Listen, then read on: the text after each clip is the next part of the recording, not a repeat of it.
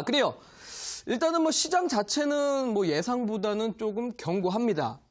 글쎄요. 4월 달 어쨌든 간에 13거래일 정도 연속적인 상승은 나왔습니다.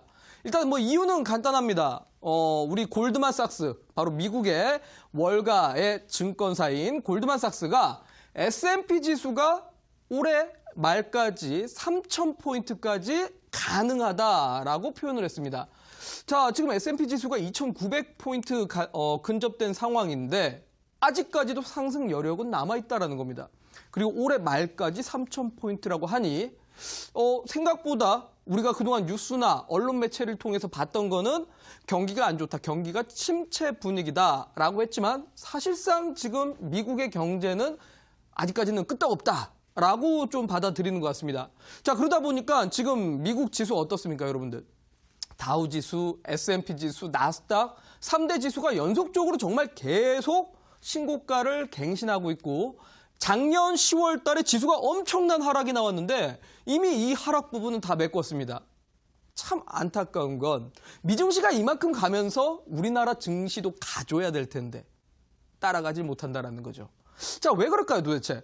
일단은 현재 지금 미국의 지수의 상승 요인이 과연 무엇인가를 좀 봐야 될 것 같은데 애플과 퀄컴의 법정 소송이 합의가 됐다라는 거. 뭐 요거는 잠시 뒤에 또 설명을 드리고요.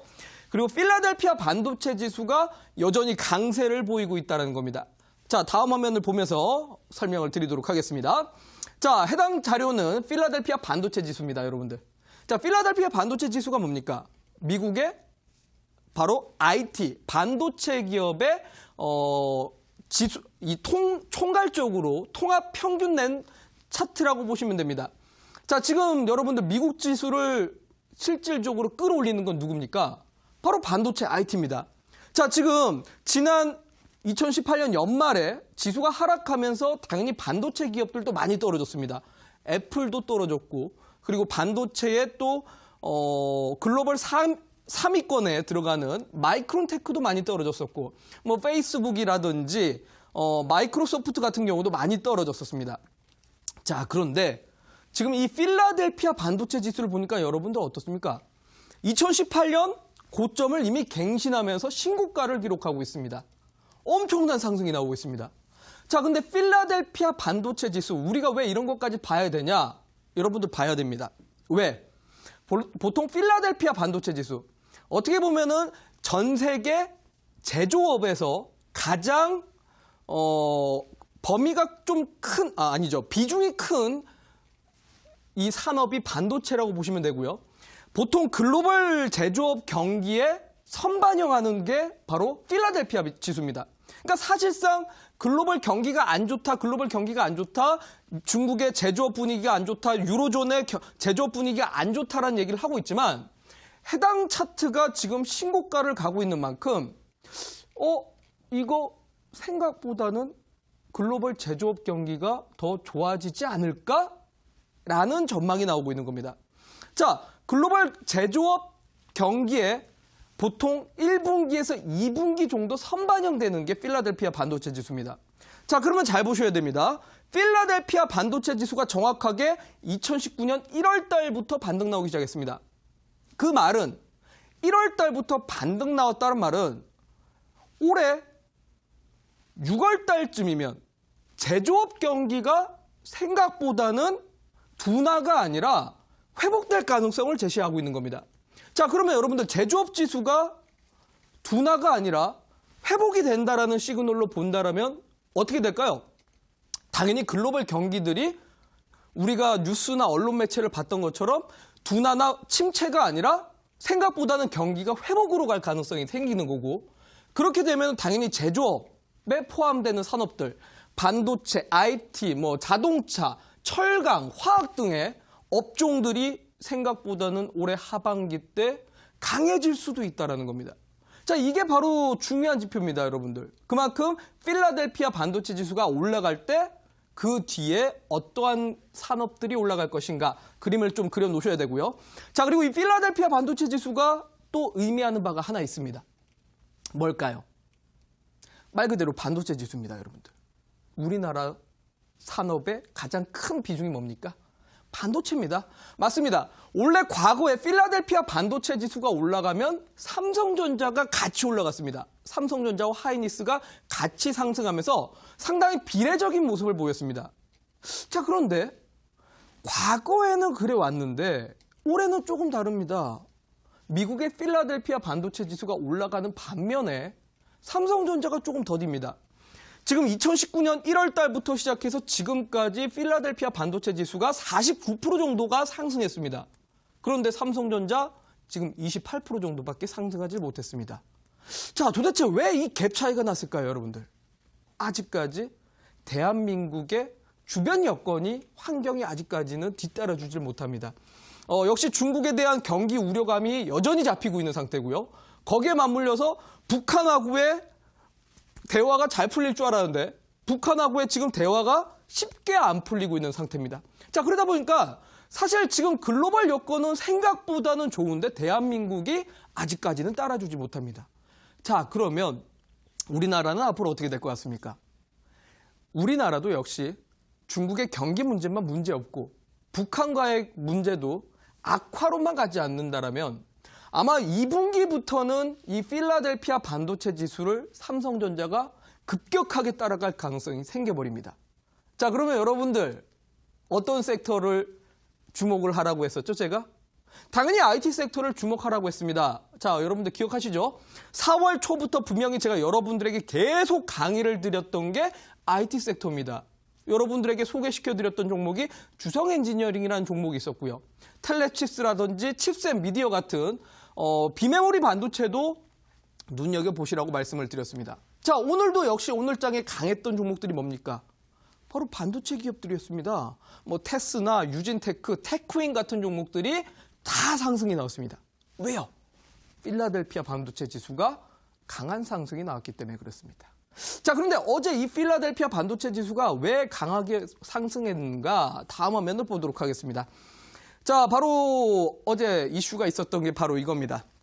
자, 미국의 퀄컴이라는 회사입니다. 자, 여러분들 퀄컴 무슨 회사입니까? 바로 미국의 통신 장비 회사입니다. 자, 그런데 여러분들 좀 뭔가 이상하지 않나요? 차트가 글쎄요, 지난 9월 달을 고점으로 몇 달 동안의 큰 폭의 하락세가 있었는데 오늘 봉이 조금 이상합니다, 여러분들. 저 양봉 거짓말 아니냐고요? 실제입니다. 자, 양봉이 지금 23%짜리에 엄청난 큰 양봉이 하나 나왔습니다. 자, 바로 무슨 일이 있었느냐? 2년 동안에 애플사하고 퀄컴하고의 소송이 있었습니다. 글쎄요, 퀄컴이 이 통신 장비 업체 중에서 상당히 시장 점유율이 크다 보니까 이 독점적인 지위를 이용해가지고 과도한 로열티를 부과했기 때문에 애플 입장에서는 이거에 대해서 반발을 했었고 2년 동안 소송 문제에 걸려 있었습니다. 그래서 사실상 퀄컴하고 2년 동안 소송 문제가 걸리면서 애플이 너희가 그렇게 나간다면 우리는 한국에서 물량을 받겠다. 삼성전자 너희가 5G 관련된 반도체 칩을 생산해줘 라고 했었습니다. 뭐 이건 잠깐의 일화입니다. 자, 그런데 삼성전자가 우리는 생산량이 그렇게까지는 안 된다. 우리는 그렇게 찍어내질 못한다라고 하면서 거부를 했었죠. 자, 그래서 사실 애플 입장에서는 상당히 급합니다. 왜요? 사실 지금 삼성전자 5G 휴대폰이 나오고 있습니다, 여러분들. LG도 지금 5G 휴대폰을 나오려고 하고 있고요. 중국의 화웨이 쪽도 5G 휴대폰을 지금 출시를 앞두고 있습니다. 자, 그런데 아이폰 같은 경우는 지금 5G 휴대폰이 아직까지 나오고 있질 못하고 있습니다. 자, 그래서 빨리 이 문제를 해결해야 어쨌든 미래 먹거리 사업을 진행할 수가 있습니다. 자, 그래서 퀄컴하고 2년 동안의 소송 문제를 극적으로 합의를 했기 때문에 5G 관련된 바로 통신 장비 회사가 어제 급등을 하게 됐습니다. 자, 다음 화면 보도록 하겠습니다. 자, 방금 말씀드렸다시피 이 퀄컴이라는 회사는 통신장비 업체입니다. 통신장비 업체고 애플하고의 2년 동안 소송에 문제가 있었는데 애플이 5G 휴대폰을 출시하기 위해서 지금 극적인 타결을 했습니다. 자, 그럼 여러분들 당연히 이런 부분들 글로벌 이슈들을 우리는 알아야 됩니다. 왜? 주식을 하려면 여러분들 복잡하게 해야 되냐고요? 복잡하게 하셔야 됩니다. 절대 돈 버는 거 쉽게 벌 수가 없습니다, 여러분들. 돈 쉽게 버는 게 어디 있습니까, 세상에. 당연히 돈 벌려면 그만큼 어려운 것도 하나하나 알아야 되고 아는 만큼 보이는 법입니다. 자, 퀄컴이 오늘 애플하고 당연히 합의를 맺었기 때문에 우리나라 시장에도 변화가 있었겠죠. 다음 화면 보도록 하겠습니다. 자, 바로 전파기지국이라는 종목인데요. 해당 종목 5G 관련된 중계기 사업을 하는 회사입니다. 사실 앞전까지는 5G에 대해서 우라노스가 사실 이데일리 방송에서도 그렇고 타 방송에서도 조금 보수적인 표현들을 많이 했었습니다. 작년까지는 제가 5G 종목들 재미없다라는 표현을 썼습니다. 자, 그런데 올해 들어가지고 3사통신사가 상당히 공격적으로 투자를 집행하고 있고 사실 3사통신사의 이익치가 안 좋게 나올까라는 우려감까지 나오고 있습니다. 그런데 지금 공격적인 투자를 하는 만큼 5G의 중계기라든지 스몰셀 관련된 종목들의 매출이 본격적으로 나올 가능성도 있습니다. 그러면 여러분들이 오늘 전파기지국이 퀄컴과 애플의 합의로 인해서 급등을 했는데 여러분들이 보셔야 될 거는 앞으로 이 5G 관련된 종목 중에서 미국과 중국의 사업을 밀접하게 관계가 있는 종목, 그런 종목을 한번 찾아보시기 바라겠습니다.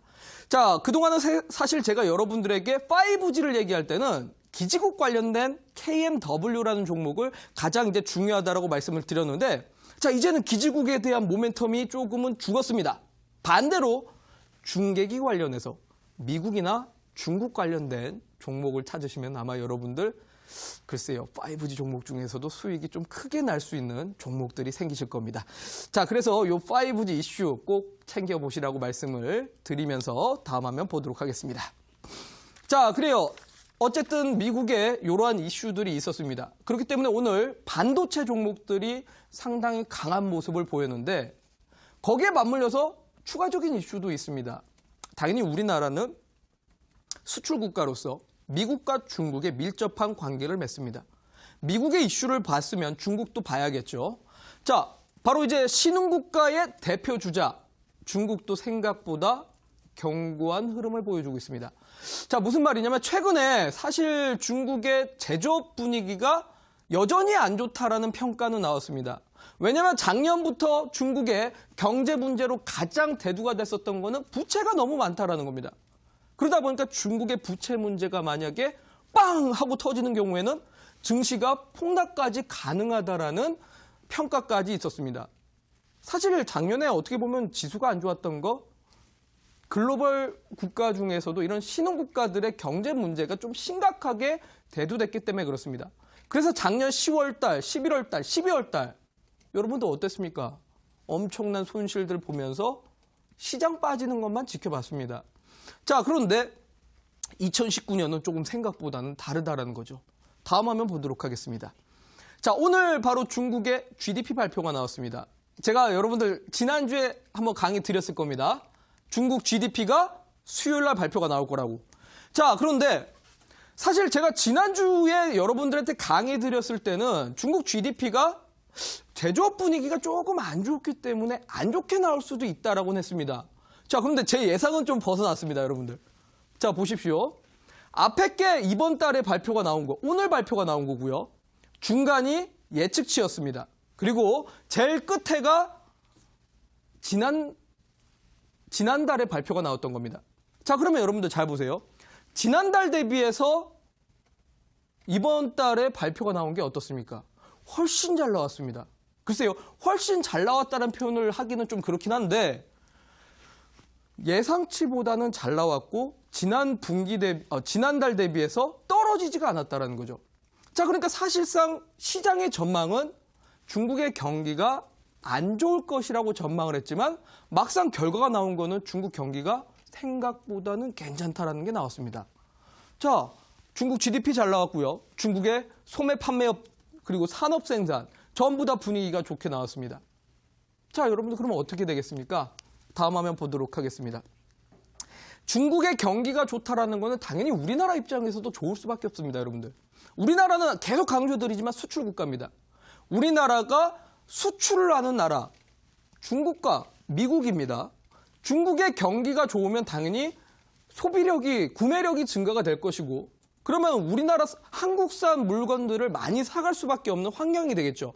중국 경기가 좋아지면 우리나라 경기도 좋아질 가능성이 생깁니다. 자, 그렇기 때문에 중국의 제조업 생산 경기가 지금 회복을 보여주고 있다는 거. 당연히 우리나라 입장에서 긍정적이고 지수를 계속 상승시키는 요소가 되고 있습니다. 거기에 맞물려서 소비 부양책이 그대로 지금 반영이 되고 있기 때문에 당연히 중국 산업에 민감한 종목들, 그런 종목들을 좀 보셔야 됩니다, 여러분들. 자, 중국 산업하고 가장 밀접한 산업, 제가 강의를 통해서 몇 번 설명드렸죠? 자동차, 우리 중국에 많이 팝니다. 현대기아차. 자, 면세점, 당연히 중국인들 여행 들어오거나 중국인들 인바운드 숫자가 늘어날 때마다 면세점에서 구매력이 증가될 수밖에 없습니다. 또한 마찬가지로 화장품, 전 세계 화장품에 대해서는 미국이 1등, 일본이 2등, 그 다음에 한국입니다. 그만큼 한국에 대한 경쟁력이 상당히 강하기 때문에 이 화장품에 대한 소비력도 당연히 커질 수밖에 없고요. 거기에 맞물려서 비철금속이라든지 건설기계 업종들 같은 경우는 중국과 상당히 밀접한 관계를 갖고 있는 섹터라고 보셔야 됩니다. 자, 오늘 여러분들 이 종목들 한번 보십시오. 어떻게 됐을 것 같습니까? 다 올라갔습니다. 다음 한번 볼까요? 자, 보시면은 바로 코덱스 자동차, 그러니까 자동차 업종의 모든 종목들을 지표로 만든 거죠. 그러니까 사실 뭐 현대차도 그렇고 기아차도 그렇고 뿐만 아니라 그 밑에 있는 자동차 부품 회사들 전반적으로 다 상승했습니다. 자, 여러분들 지난주에 제가 자동차 업황을 한번 강의를 해드렸습니다. 분명히 현대차 계속 상승 추이고, 그리고 현대가 올라가다 보니 현대의 뭐 팰리세이드라든지 신차 소나타가 출시되면서 서현이와나 삼양통상 같은 종목들이 올라간다. 그래서 제가 자동차 부품 회사들 잘 눈여겨보시라고 말씀드렸을 겁니다. 자, 지난주 온라인 방송에서 제가 세종공업이라는 종목도 제시해드렸는데 이 세종공업도 역시 또 강하게 상승을 하고 있고요. 자, 뿐만 아닙니다. 자동차 업종 전반적으로 다 강합니다. 중국과 상당히 밀접한 산업입니다. 여러분들 놓치시면 안 될 겁니다. 이 자동차 섹터가 2019년에 조용조용히 강한 섹터입니다. 그런데 그럼에도 불구하고 대다수의 개인 투자분들이 이쪽에 포트가 잘 없습니다. 왜 그럴까요, 여러분들? 자동차 업종이 개인 투자자들한테는 상당히 낯선 섹터입니다. 왜? 우리가 처음 주식할 때 보통 강세장에 시작을 해서 제약바이오가 올라갈 때라든지 내지는 테마주들이 상승할 때 개인 투자자들이 주식을 가장 처음 시작합니다. 그러다 보니 과거의 그 기대치에 의해서 현재도 그 과거의 영광을 쫓아가면서 보통 테마주들이나 제약바이오 섹터를 많이 좋아하시죠. 그런데 자동차 업황은 우리 개인 투자자들의 시각에는 선입견입니다. 느리다, 무겁다, 재미가 없다로 알고 있습니다. 자, 그런데 여러분들 잘 보시면 요즘에 서현이화라든지 삼양통상 같은 종목들이 현재 몇십 %씩 올라가고 있습니다. 자, 여러분들 우리가 잘 몰랐던 섹터, 우리가 친하지 않은 섹터 조용조용히 강합니다. 여러분들 돈 벌려면 가릴 게 아니라 이런 종목들도 사야 된다는 겁니다. 그래서 자동차 업종 꼭 관심 있게 보시라고 말씀드리고요. 또 다음 화면 보도록 하겠습니다. 그리고 역시 뭐 면세 업종은 빠질 수가 없겠죠. 지금 벌써 3개월째 연속적으로 실적이 상승 중이고 역대 최고치를 기록을 하고 있다는 평가가 나왔습니다. 바로 지난주 일요일 날 사실 느닷없이 면세업계에서 매출을 공개했습니다. 글쎄요. 갑자기 이번에 면세업계가 주말에 깜짝 실적을 발표하면서 생각보다 지금 면세점 매출이 신고가를 계속 기록하고 있다는 발표를 했습니다. 자, 이 말은 무슨 뜻입니까? 사드 배치 이후에 감소됐었던 중국인들이 갑자기 증가되고 있고 중국인 관광객들이 우리나라 들어와서 면세점에서 화장품이라든지 면세 품목들 많이 사고 있다는 겁니다. 자, 여러분들 그러면 어떻게 될까요? 당연히 관련된 종목들 여전히 긍정적일 수밖에 없습니다. 자, 지난주 제가 목요일 날 자동차 강의해드렸고 금요일 날 중국 관련해서 강의해드렸습니다. 여러분들 분명히 기억하실 겁니다. 자, 자, 다음 화면 보도록 하겠습니다. 자, 보시면은 바로 신세계 인터내셔널이라는 종목이죠. 자, 신세계. 당연히 면세 사업을 하고 있습니다. 뿐만 아니라 신세계 인터내셔널은 요즘에 뭐 비디비치라든지 이런 화장품 종합 브랜드를 또 활용을 해서 엄청난 매출과 함께 폭발적인 성장률을 보여주고 있습니다. 자, 그런데 우리 안타까운 거는 아까 자동차하고 똑같습니다, 여러분들. 하루하루 주가의 상승률이 너무 느려서 개인 투자자들에게는 잊혀진 종목이고 친숙하지 않은 종목입니다. 자, 여러분들. 제가 아마 2019년 우리 대박스쿨 강의를 통해서 몇 번을 얘기해 드렸을 겁니다. 굳이 우리가 자극적인 이슈와 자극적인 재료에 쫓겨다니지 않아도 됩니다. 왜 굳이 올라가는 종목을 고점에서 살 필요가 있겠습니까? 그럴 필요 없습니다. 2019년은요. 분명히 말씀드리지만 조용조용히 강하게 올라가는 종목들이 많을 겁니다. 여러분들 근데 최근에 오히려 자극적인 재료로에 쫓아다니면 하루 반짝 올라갔다가 뚝 떨어지고 나서 거기서 주가가 안 움직이는 경우가 많습니다. 내지는 바닥에 있는 종목 산다고 했는데 이 바닥에 있는 종목이 주가가 안 움직이고 계속 바닥만 가는 경우가 있습니다. 여러분들 투자 방식을 2019년에는 조금 바꾸셔야 됩니다. 분명히 여러분들이 친숙하지 않은 섹터들이 생각보다 강합니다. 자동차 강합니다. 면세점 강합니다. 그리고 건설기계 업종들 상당히 강합니다. 느립니다. 여러분들이 싫어하는 이유고 여러분들이 친숙하지 않은 이유는 느리고 재미없기 때문에 그렇습니다. 하지만 반대로 뒤돌아보면 엄청나게 많이 가 있습니다. 항상 뒤늦게 보고는 저런 종목 왜 안 샀을까 후회하게 됩니다. 단적인 예시로 보여드릴게요. 2016년에 당시에 여러분들 삼성전자 스물스물 올라가면서 설마 했는데 200만 원 갔습니다. 2017년에 설마 했는데 250만 원이 갔고 결국 나중에 300만 원까지 갔습니다.